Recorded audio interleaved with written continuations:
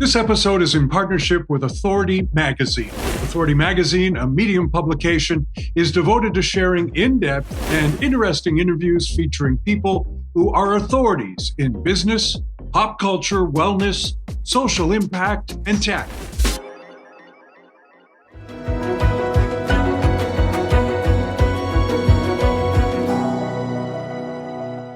As soon as I mentioned Sleepless in Seattle, I know you're going to prick up your ears. And today we're so fortunate to introduce you to the fellow who wrote the screenplay to that film, Jeff Arch. Jeff is, of course, so much more, a self-taught writer who now has a novel under his belt. Let's meet this man who so clearly can pull all our heartstrings. Jeff, welcome to Believe in People. Thank you, Amy. Thank you, Kevin. Hey. Before we ask the obvious question about the writer's strike, probably, and tentative historic, they say, deal, though I think that the word historic should refer to poorly, how poorly writers are being paid historically. How did you get into writing in the first place? Since I was the littlest kid and learned how to do it. I was the youngest kid in a family. I was the youngest of five, not three boys. 7 cousins, everything rolled downhill to me. Nobody listened to anything, but I noticed if I wrote something down, they would stop and pay attention. And so I think the first things I started doing were I had a black magic marker and white paper, and I would just write things. I would write signs. And one day I think I noticed that somebody was laughing from another room. And I think one of my parents had shown somebody, or somebody showed somebody something that I wrote like a week before that, just something I scribbled, and they were laughing. And I got it like, wow, you did that a week ago. And so not only did it have an impact when you did it, but this is what royalties were. I didn't know anything about money, but this is getting paid again for work that you've already done. And I could just see that I was getting attention and feedback for it. While somebody's reading your stuff, you have them. And it became a weapon. It just became, I can make people laugh, and then they'll be out of my face. But I really did notice that people were not really listening to what I said, but if I wrote it down, they would stop and look at it, and then it would have a lasting value sometimes. So I thought this is a good way to communicate. Well, what a profound sort of thing that laughter is considered a royalty. I mean, that's, wow. Or if they cry, it's just I wasn't into writing tragedy yet,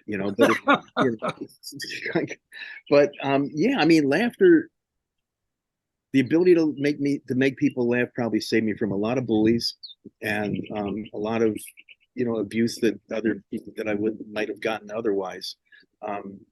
You could keep people away, and you could bring them in with the same thing, the ability to make them laugh. So it's a drug. Getting to make somebody laugh is anybody that does it can just tell you it's the coolest feeling in the world. And, just get on an airplane, and before everybody was trying to kill each other on airplanes, you'd always hear somebody really like forcibly laughing and somebody wasn't really, but everybody wants to laugh. And so your market is everyone on the planet.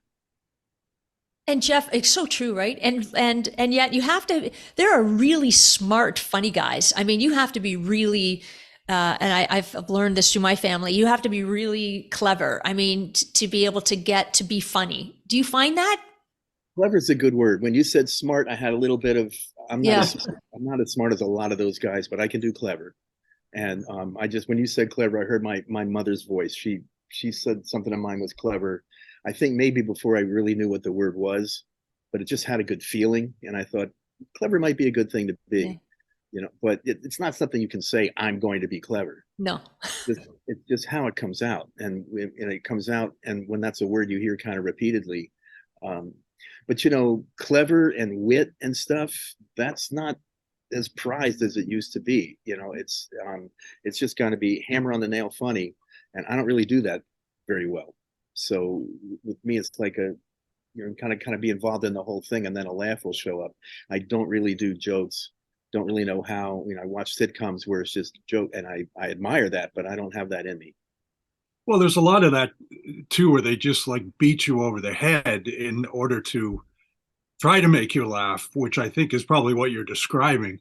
But my my question is that you, throughout the story that you've just told us about your upbringing or what have you, you actually had to take a couple of risks in order to become a writer. Is that correct? Well, yeah, everybody. You have to risk your sanity, your social standing because you tell people you're a writer, and no one says go for it, man. You're meant for this, and the world needs more writers. Nobody says that. I don't know if anybody who, I mean, maybe some minor percentage amount of families, but if someone says, I want to be a writer, I want to be an artist, I grew up in a community where everybody appreciated the arts as long as you didn't want to be an artist. And when you said that's, I never even used that word. I learned early on, I forget who said this, but they said, if you're an artist, it's going to come out in everything you do. So don't worry about, being an artist. So from that, I took, learn a craft. And, if you're cooking, it's going to come out in your cooking. Even if you're folding laundry and you're an artist, you're going to fold it differently than someone who isn't. So I don't worry about the artist part. To whatever degree of talent I've been given in that area, that only comes out through knowing craft. So when I teach and stuff, it's all about craft. You can absolutely teach somebody the craft of writing the same way you can teach them the craft of painting and the craft of music and the craft of acting. Some people are going to get it and some people aren't. Yeah. You can Yeah. learn the architecture of anything, but whether you have an inclination towards it, that's the question. Jeff, what writers inspired you? Most of my influences were probably screenwriters for movie dialogue. Growing up hearing movie and TV dialogue my whole life, generally back then movie dialogue was better than TV dialogue. But the rock and roll poets, those were my teachers. Paul Simon, Lennon and McCartney, Jagger and Richard, the guys in the band, Joni Mitchell.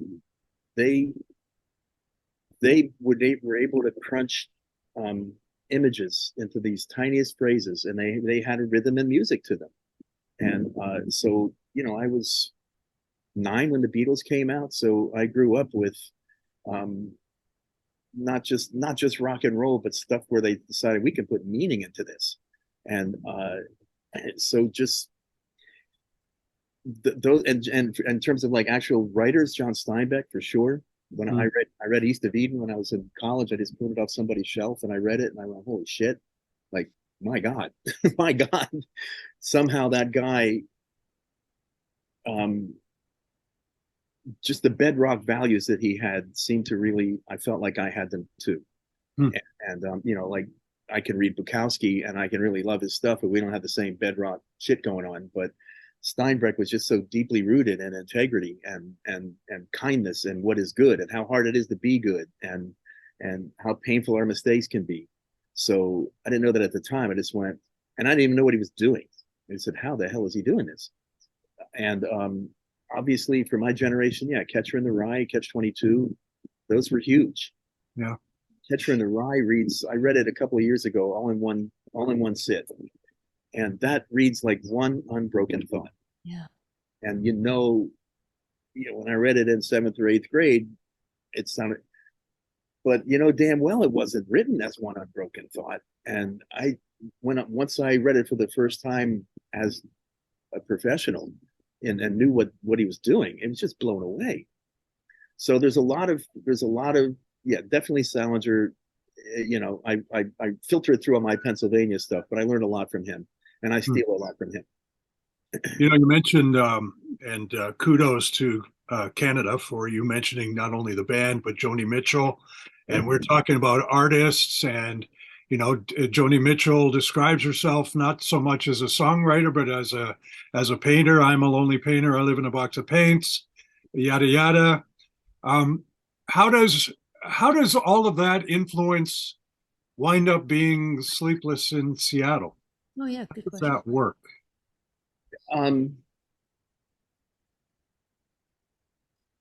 I don't know. I don't. I think, honest to God, If you did know, you'd bottle it.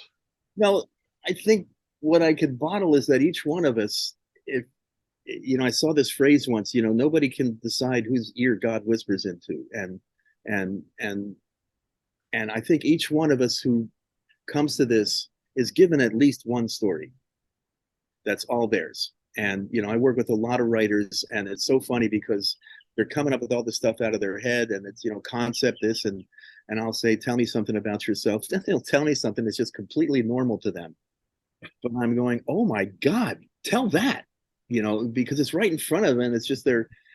And so everybody was given one. I really feel lucky because I think I was given three. And Sleepless was, they didn't come in that order, but Sleepless was the first one to happen.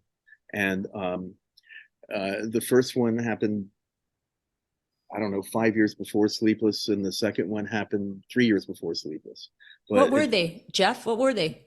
one is what I'm doing right now, Attachments. That story came to me in 1988, and I started writing it as a book in 1998, and it came out in 21. So I've had a long time with those characters in my head, and right now I'm adapting it for the screen. And when we get to the strike, we'll talk about that. But the other is just this extremely personal, in first person. I never had the guts to write in first person, and I've been waiting until I had the talent, until I had till the time just felt right to do that. It is extremely personal and extremely. It's the kind of thing you have to have a whole career behind you to get people to believe what you're about to tell them. Yes. The thing that happened to me first is the thing I'm gonna have to write last, and that'll be it. When I'm done with that, I'm done. But you know, Sleepless came out of just really frustration with the craft and wanting to write a romantic comedy, and knowing that you have to write any kind of a love story, you got to know what's going to keep two people apart. And this was 1990, and everything was so fake and phony and spilling coffee, and then they go to the same boardroom, and he's a bike messenger, and she opens the cab door and knocks him down. Then they got a bicker for 60 pages, and the montage, and I was trying to come up with one of those, and I couldn't. And I was getting, it was just one night I decided I'm walking into this room and coming out with a love story. And it was getting later and later. And this is pretty, I'm in California, I can say this. This was in Virginia at the time, but there was a skylight, and it was a cold night in January, and there were all these stars. And I was getting really frustrated, and I just stopped and took a breath, and I looked up and I said, for every star in the sky, there's a good idea. And there's a good idea for every star in the sky. And then I just sat there and I tried to think of how I can get these two people to meet in the beginning and clash. And it was so frustrating. And I just said, screw it. I did not use the word screw. And I said, they're not even going to meet. And I got so mad at these characters that I didn't even know yet, that I just said, you don't even deserve to meet. Screw it, you guys. And that felt kind of neat. And then I thought, well, what if I can do one where they don't. I'd had a way earlier idea of two people who are talking on the phone all the time for business, and they don't know, and then they sort of, that was an idea for a play. But I sort of remembered you had this thing about a love story where people don't meet until the end. And then I thought, well, what if they don't meet, but they do meet on the last page on top of the Empire State Building on Valentine's Day, and kaboom. And after that, and it really was like sitting there and having stars fall into my lap from the sky, and it just came all together in like one night. Wow. You know, the basics of an idea. He's a widower.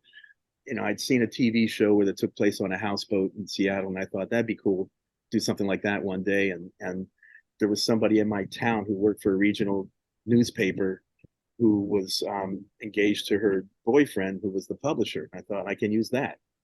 And my best friend at the time was an architect who was remodeling houses. And I thought, okay, I'll use that. So an architect and a houseboat, a journalist across the country.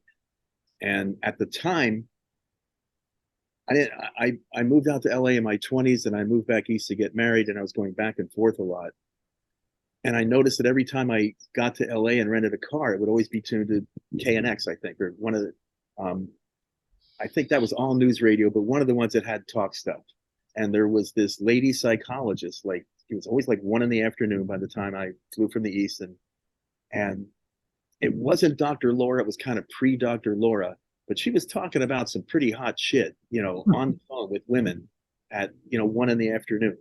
And they're talking about orgasms and this and that. And I'm just driving like, this is kind of early for this.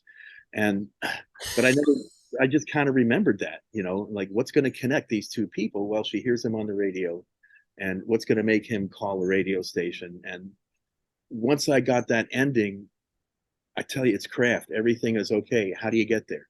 So every decision was, you got to get to you got to get to the spot by page 120 or we're done. So it went pretty quickly.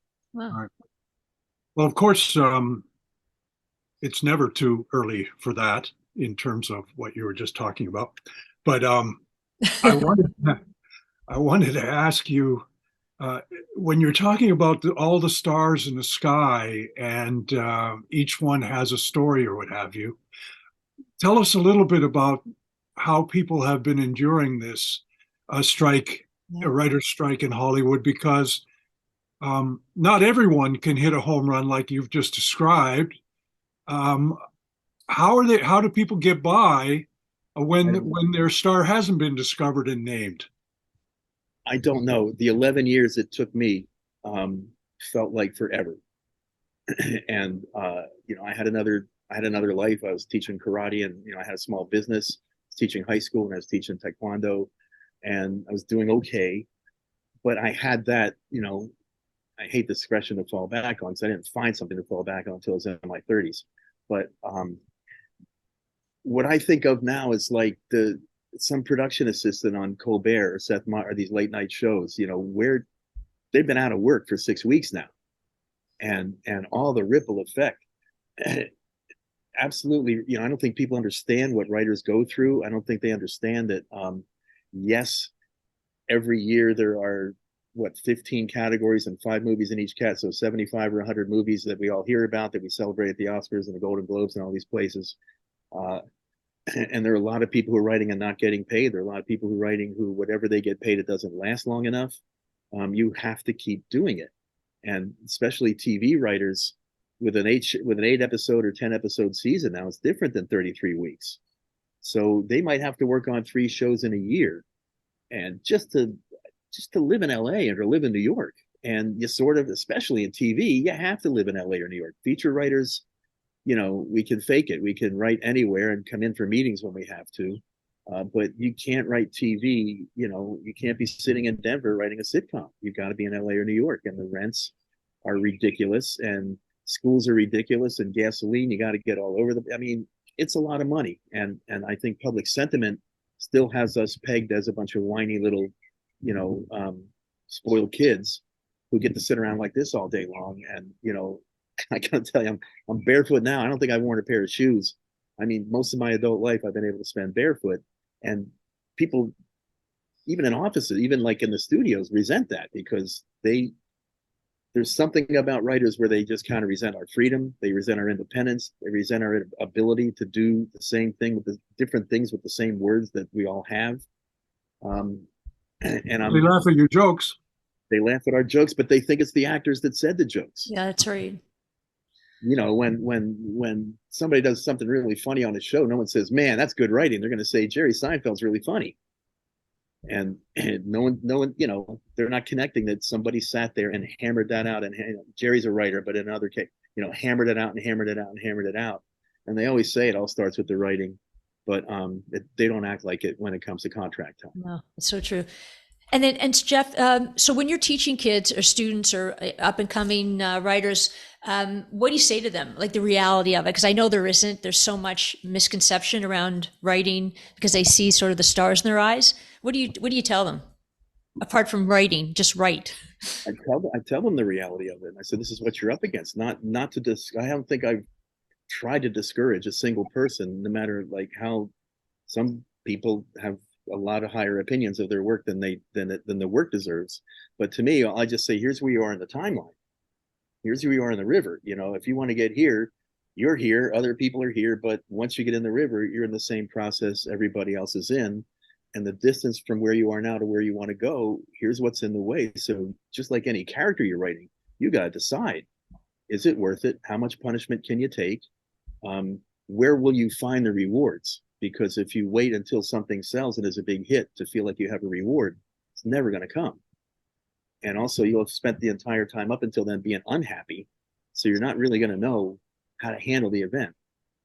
So, we have to find our happiness and our centeredness from the doing of the work, not from the result. And all we you were speaking earlier about, Steinbeck and of course the writers of musical lyrics that influenced you. dovetailing that with the fact that we were talking about the writer's strike as well. I mean, we are now, I read all those books as well, and I read them at a time in my life where I could sit down and open a good book like East of Eden or Grapes of Wrath or what have you, sit down and read that, and someone was painting a picture that I was reading, that I could see, that I could smell, that I could identify with. The music that you were speaking about earlier, you could listen to those songs, you could feel it, you could think about your best girl, you could conjure up a best girl in Seattle if you wanted to, or someone on a houseboat.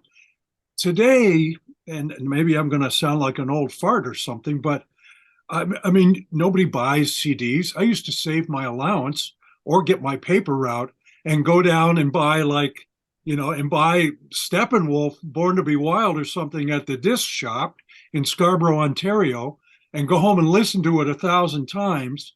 Now I can get anything I want. I can get anything. I can get anything so much that I have too much. It's like if you like chocolate cake, I've got like an Empire State Building of chocolate cake that I can eat whatever I want. What's happened? Well, I don't want to say progress has happened, but progression has happened. Progression of technology, and we have lost a lot of things. I mean, a carefully constructed album used to tell a story just in the way the songs were the order, and now you just play any song you want. I mean, nobody of this generation knows what it's like to have to sit through 3 songs you don't like to get to the one you do, because everybody's sitting back and they're all stoned, and like the record player's over there, and here comes, I don't even want to, Maxwell's Silver Hammer. You don't want to hear that. You want to get to the next song. Ding ding. But so I think what we're missing, and it's a bigger conversation, you only have 20 minutes, is storytelling.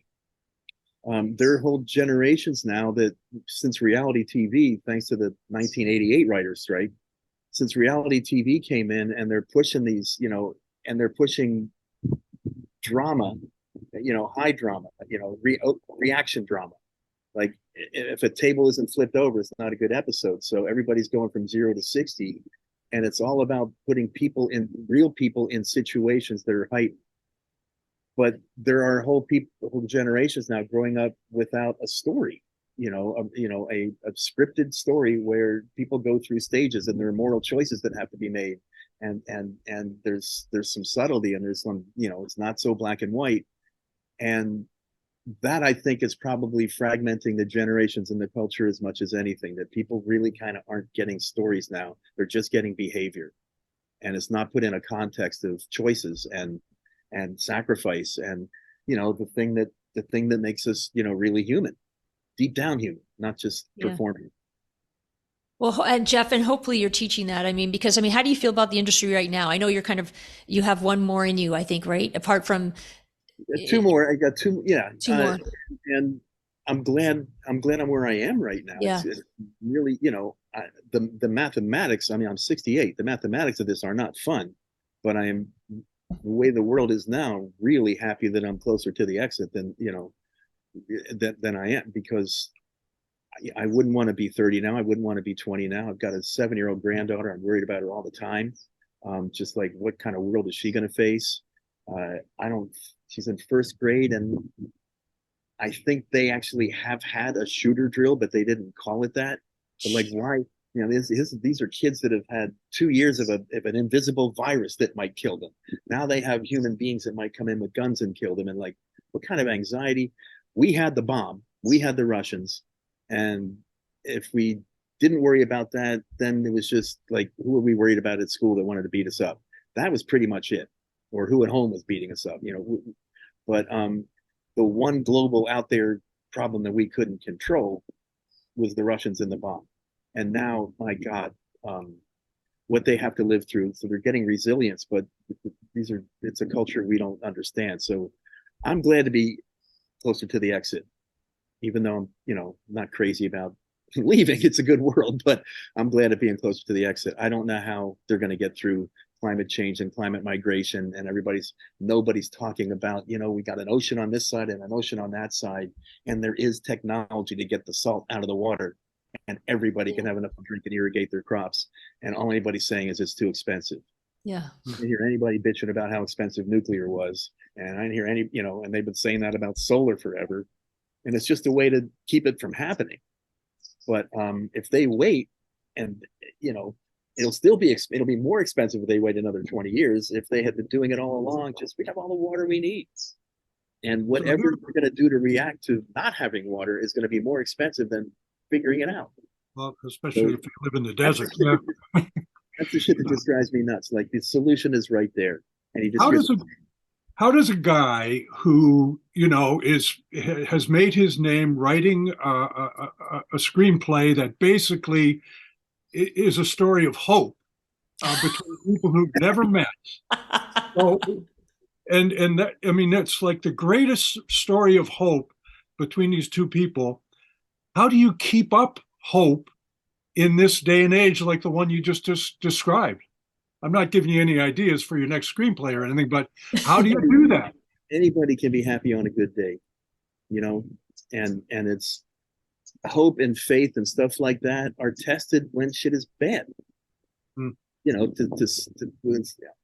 lost a friend several years ago, and I remember sitting outside of Vaughn's in Santa Barbara, and you got mountains in Santa Barbara, just so beautiful, and they were lighting up all purple, and I had just bought these peaches, and something was stirring up in me all day long, and I got up at like 4 a.m, and I wrote this really long thing. Not a long thing, but like a 1-page memorial. It came out as a poem. And I just remember this line: it's easy to believe that peaches are ripe. It's easy to believe when peaches are ripe. And that was the basic thing that felt the whole thing. It says, when things are great, it's easy to have faith. But what happens when your friend's car jumps a fence and he's killed in a second? That's when you need to have faith. So it's easy to have hope when your team's up ahead 8 runs, and hope and faith are things that you dig down and have when things are rotten. So, or I might just be wired to be optimistic. I mean, I hear Sagittarians, I'm December baby. I'm heard that we're wired to be optimistic. So maybe it's nothing I can take any credit for. It's just, it's the stardust, the way it was arranged in me, different than someone, who's a Leo or something. And, but you have to, when you give up hope, that's it. You're done. You lose hope and you lose curiosity. You have officially gotten old, and you're not going to be able to contribute much to the world. It's true. And Jeff, so do you believe in people? Absolutely.